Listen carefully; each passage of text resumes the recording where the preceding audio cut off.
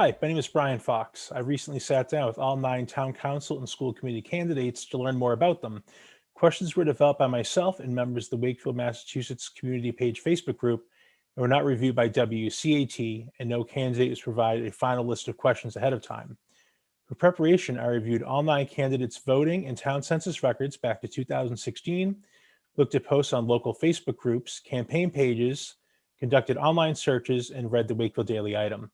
These interviews were not done at the request of WCAT, and the views expressed are my own as an individual. Lastly, thank you to WCAT for helping me with this huge undertaking, and thank you to all the candidates who are running for a volunteer position in our town. Tonight's guest is Brandon Flanagan. He's running for a 3-year term on the Wakefield Town Council. So welcome, Brandon. How are you doing tonight? Doing well, Brian. Thank you for having me. It's great to have you. So why don't you tell us a little bit about yourself? Sure. So, name is Brandon Flanagan. I'm running for town council, as our host Brian had just indicated. And, I think what's important that I'd like to share with those who will be watching is that I'm the 3rd generation Flanagan to grow up in Wakefield and to call Wakefield home. My wife, Rachel, and I moved back here about 4 years ago. We have 4 little ones here growing up in the community, 3 boys and a girl. And this is a community that we're both very passionate about and embraced us at a young age. And I'm excited to run for this seat and to hopefully provide some strong leadership and very strong accountability at the level of Wakefield Town Council. Great. So what Wakefield organizations have you been involved in? I've been involved with Wakefield Little League with my son, David. I coached their team, and my company, as a matter of fact, that sponsored their organization, or sponsored the team, I should say. I participate in the Greater Boston, excuse me, I want to say this the right way. It's the Greater Boston region of the Department of Children and Families, DCF. So my wife and I dedicate a great deal of time to working with DCF and families who are underprivileged and need help. And what a lot of folks don't recognize is that that Greater Boston chapter is actually headquartered right here in Wakefield. So we're exceptionally proud of the work that we've done with them and the time that we're able to spend with them. That is great to know. So this is your first time running for local office, right? It's my first time myself personally running for any position of elected office. That's correct. It's not even school committee or anything. Not school. Sorry. Like a high school class president, anything like that. Goodness, I don't know if I can recall everything back in the high school days. I was certainly active, I can tell you that much. But, I'm not a novice when it comes to politics. Back in 2011, I served on Governor Charlie Baker's finance committee, stayed very much involved in his campaign throughout. And I hold an appointed position by Governor Baker on the Commission of Medical Legal Investigations. It's a board that oversees the Commonwealth's Office of the Chief Medical Examiner. No, that's amazing. Thank you. What led to you running for town council now? Well, I'm running for town council because I want to promote the greater welfare of our community. I want to make our town a safer place to live and to raise a family. That's something that's incredibly important to both my wife and I, because as I mentioned earlier, we have 4 children. I want to preserve the legacy and the traditions that we've established here in Wakefield that has created a uniquely identifiable community. I think that's really important. And moreover, I think the position of town council should facilitate and work with their community to develop a sense of both place through branding, promoting, and enhancing local identity by protecting social cohesion, health, and well-being of the community in its entirety. Good. An important aspect of holding a local office is participating in local elections and town meeting. What has your local voting record been like, and how is your town meeting attendance where town budgets are voted on? And that's a great question, Brian. So I voted, of course, in this past election, which included town election offices, and became more and more involved in town politics leading up to this past election cycle. But I'll tell you one thing that's for sure. Raising 4 kids with my wife is a full-time job on top of the full-time job that I have running a software company in Linfield. So I've always been in tune with what's happening here with our community. I've grown more concerned with the direction in which the community is heading. And so for those reasons, I was really anxious to throw my hat in the ring and to run for town council this cycle. So I guess my question is, so as I said before we started, I pulled the voting records of all 9 candidates for school committee and town council. I didn't see you having voted in local elections. I see presidential, I saw governor. You've been in town since 2018, right? Approximately correct. Correct, Yeah. 2018. Yep. I didn't see that. So I was wondering. Sure. No. Well, as I recall, Brian, in both 2018 and 2019, there were certainly state and national elections Yes. that were ongoing, but there were also town elections too, in which I participated. Yeah, in which I participated, and I certainly recall this past 2020 voting for a good friend of mine for school committee for the seat that represents Wakefield at the vocational school.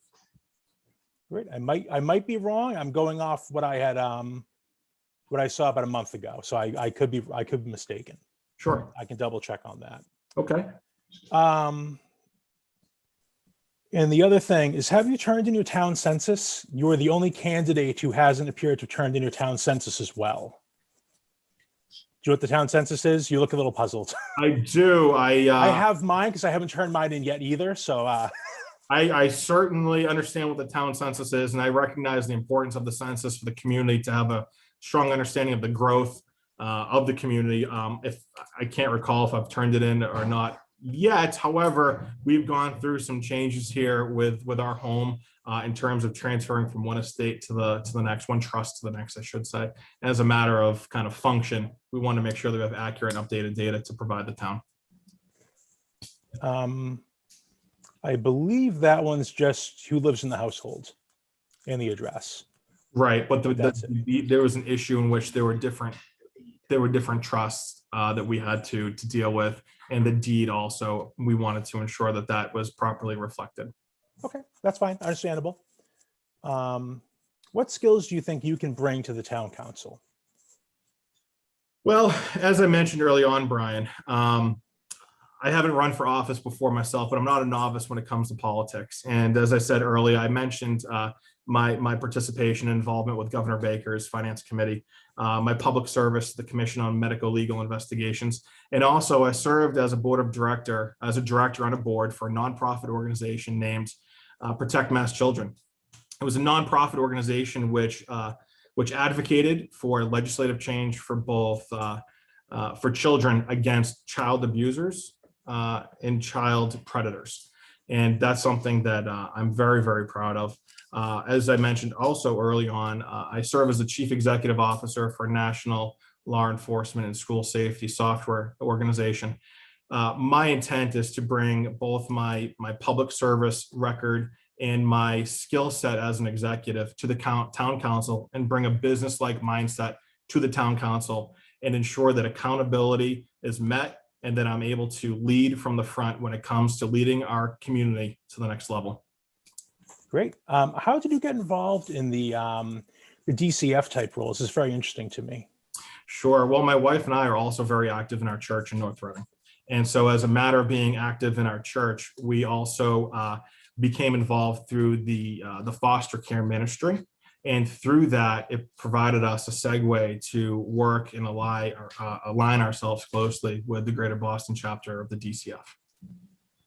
That's great. I knew there in Wakefield, they had come to I want to say the holiday stroll one year. It had set a table of trying to get people to go and check them out. So it's a really noble cause to be involved in.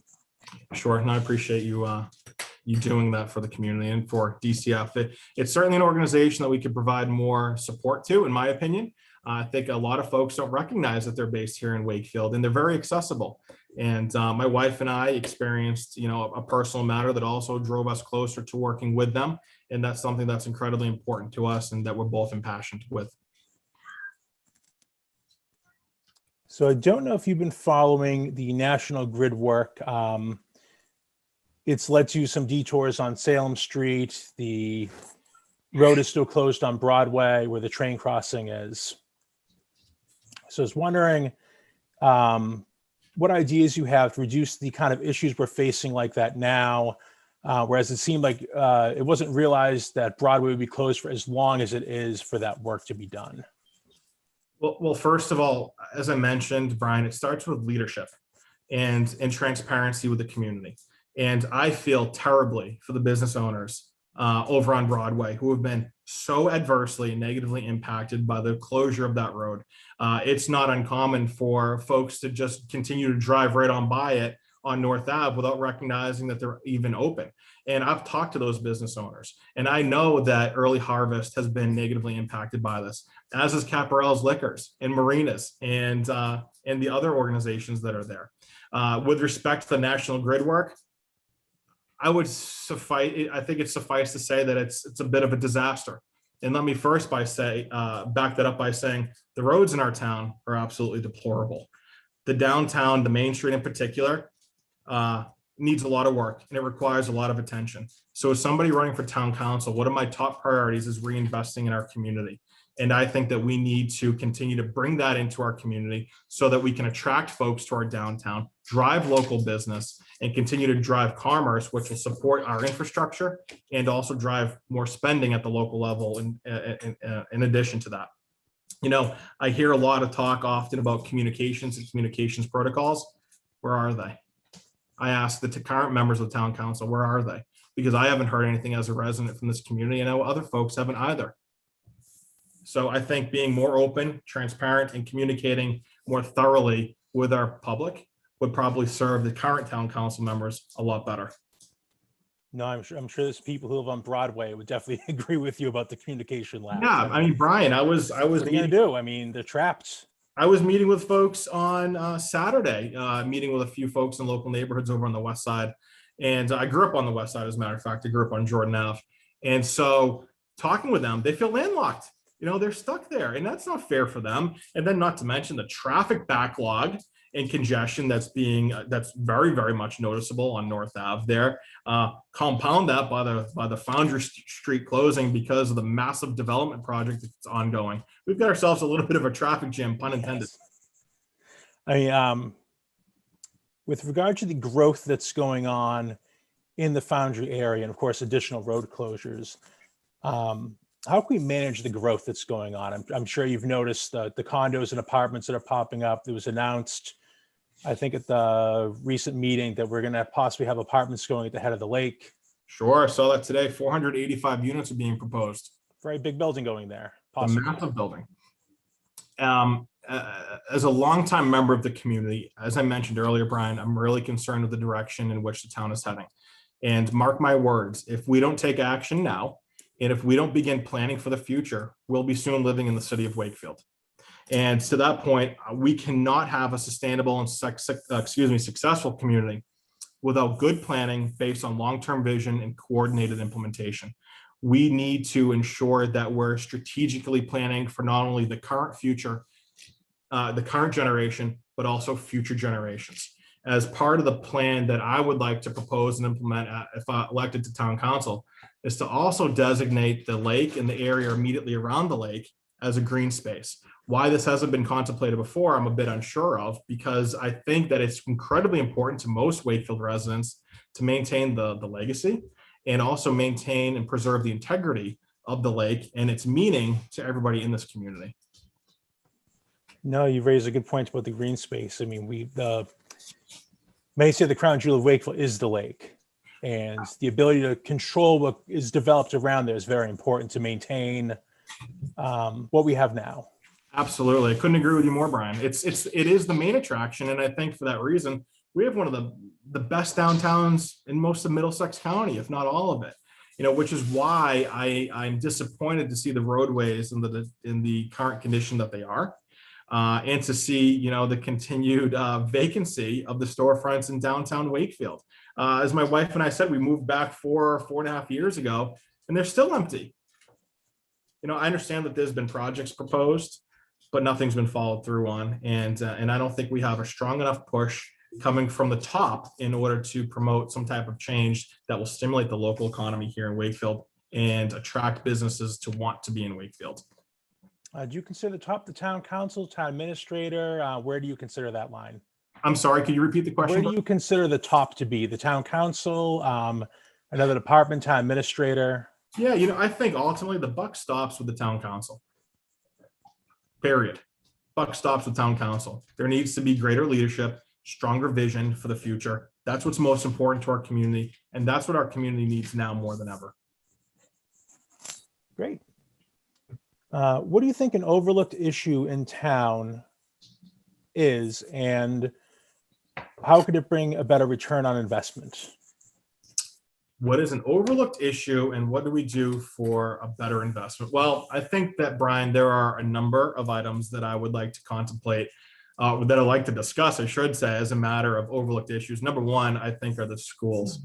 And so I think we need to focus more heavily on getting a campaign behind our high school and determine where we're going to break ground on the high school, when we're going to break ground on the high school. We deserve that to our kids, the next generation coming through our community. At this rate, my 8-year-old is destined to walk the same halls of Wakefield High School as not only I did, but as my father graduating the class of 1978. That's pretty accurate. It is, you know, and it's unacceptable because our kids deserve better. If we want to provide a state-of-the-art education to our community, then we need to provide them with state-of-the-art tools in order for them to learn and for our teachers to teach and to excel in this community. So that's number one. Number two, I would also say something that's missing or lacking from my perspective is not only the reinvestment in our community, but also the need to bring local businesses in. Right. So I think we have a great base and a great foundation in our community now, but the look of a vacant storefront is just that. It's vacant, and it reflects community neglect and despair in some cases. And so, you know, I think that if we can take a holistic approach to motivating the property owners to bring businesses in, we can attract more folks to our downtown, which will attract more spending, driving our local economy. And that will in turn, of course, provide a supplemental revenue source for the town from the local tax rate. And at the end of the day, it makes our community stronger. And then thirdly, Brian, I'll take a pause. That was the puppy scratching his kennel. It's so the magic of working from home and doing Zooms and all that. So understandable. So to bring this back in, I really hope you're able to edit that out and bring this piece back in. But oh no, you want to keep that, trust me. We'll figure that out. But thirdly, and most importantly, Brian, it's a topic that's often overlooked. It's the opioid crisis. We have a problem here in Wakefield, and it's not just Wakefield, it's every community around us. And I would say that it's not just at the doorstep knocking on our doors, it's already here. And I implore any of the viewers watching our interview this evening to identify a family that hasn't been either directly or indirectly impacted by this epidemic. And so for those reasons, I would like to introduce the tools, the resources, and the mental health clinicians necessary in order to help Wakefield and its first responder community to not only combat, but to defeat this crisis that's occurring in our community. And if you want to talk about a return on investment, there's no greater return on investment than saving our lives of youth and other folks who are impacted by this crisis, who are dying every single day.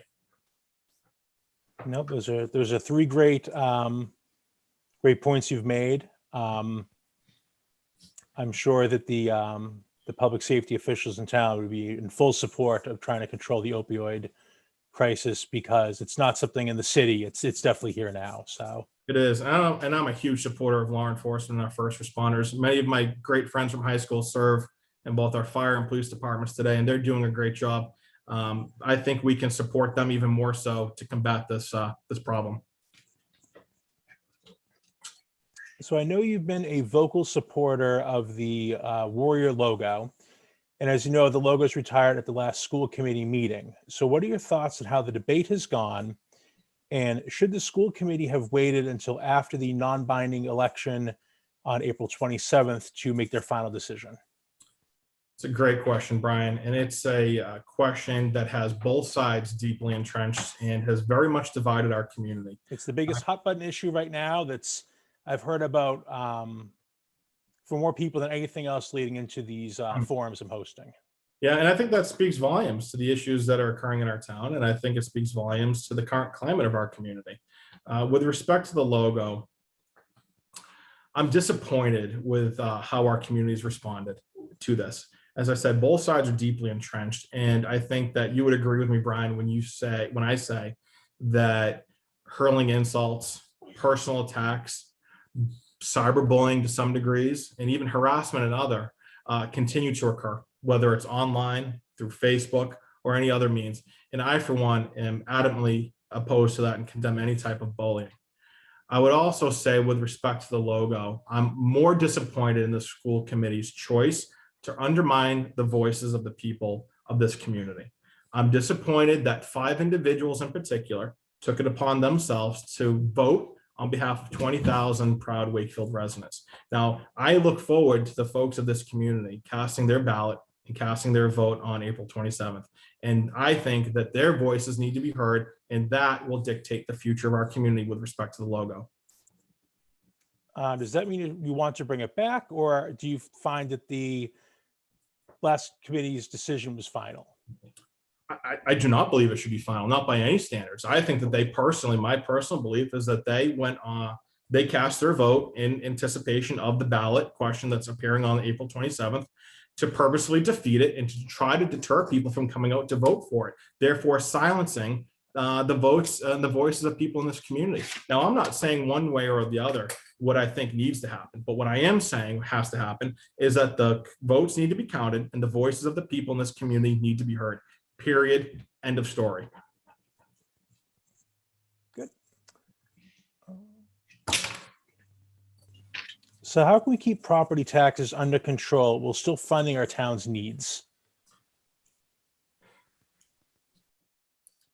Well, I think, Brian, it goes back to what I had mentioned early on, and it's reinvesting in our community. I understand, based on the current budget from each fiscal year, past fiscal years, that the town operates in the black, and I think that's wonderful. And obviously, we've done a great job of maintaining and managing our budget. It also goes to show that we haven't had to raise our tax increase above 2%, which is also a great thing. But my concern is whether or not that's sustainable moving forward. And to operate in the black is one thing, but if we have cash reserves, it certainly doesn't reflect that on the main street. And it certainly doesn't respect that on Pleasant Street. So that's why it's time for our community to begin reinvesting in the infrastructure in our town in order to bring people here to enjoy the lake, to enjoy the recreational activities that also accompany the lake's atmosphere and character. And if we can do that, then we can still promote people to shop local, to dine local, all of which will continue to drive local commerce. And I think that's incredibly important for our community. And look, if we can continue to open up more shops here in our community, it's going to create more jobs for young people. And I think that's a foundational step for those folks that gain invaluable experience moving forward into adulthood. I can tell you that, I remember my wife and I hanging out with our friends who were scooping ice cream for us at Bringham's on the corner of Green Street and Greenwood when we were in high school. And those are not only good memories, but they're good foundational tools for our youth and our next generation. Great. So I don't know if I consider it a campaign slogan. You can clarify it. I've seen said online about keep Wakefield Wakefield. Would you consider that a campaign slogan? And also, what does that mean to you? I know you said you grew up on Jordan Ave. You went to Wakefield High. So yeah, what does that mean to you as a lifelong resident? Sure. Well, I would just say I'm not a lifelong resident, a longtime resident. Longtime resident. Okay, sorry. But Brian, I'm glad you asked that question. And often when I'm asked that, I'll reply with, what does it mean to you? What does keep Wakefield mean to you? I think when that's discussed, it's a very ubiquitous phrase. It's universal. It's all things encompassing. For me, it means playing on Landrigan Field under the Friday night lights. It means the bandstand on the common uptown. It's the lake and the character that it brings to our community. It's the legacy, the traditions that make our community so uniquely identifiable that stands us out apart from others around us. And that includes Melrose and Reading. We already have a rivalry with Melrose, or at least I did back on Thanksgiving Day. But Brian, for somebody like you, it means 4th of July parades, fireworks, and celebrations. It's a cultural, ethnic melting pot here of Wakefield, which is really a microcosm of our entire country. We have such a diverse cultural impact here in our community that really has set the standard, I think, for others. I mean, I come from a line of of Italian immigrants on one hand and Irish immigrants on the other. Quite the combination. It is. It's a very unique combination. But my grandfather Saratani, he didn't speak English until the second grade.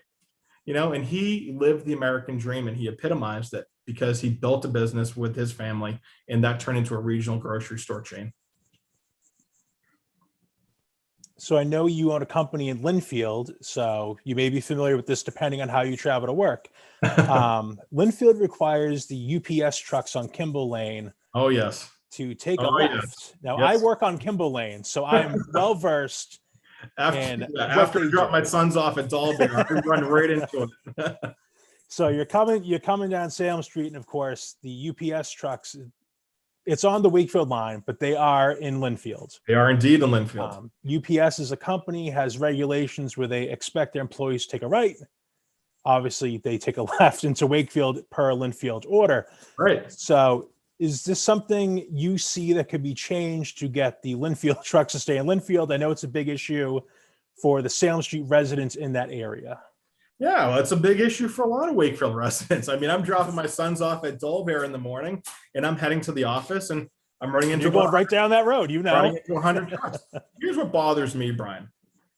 What bothers me is that they're located in Linfield and headquartered in Linfield, but yet they're forced by the town ordinance to take a left into Wakefield. What does that do? Well, it does two things. Number one, it chews up the roads in Wakefield, in which they're not helping fund our DPW to support or augment our budget.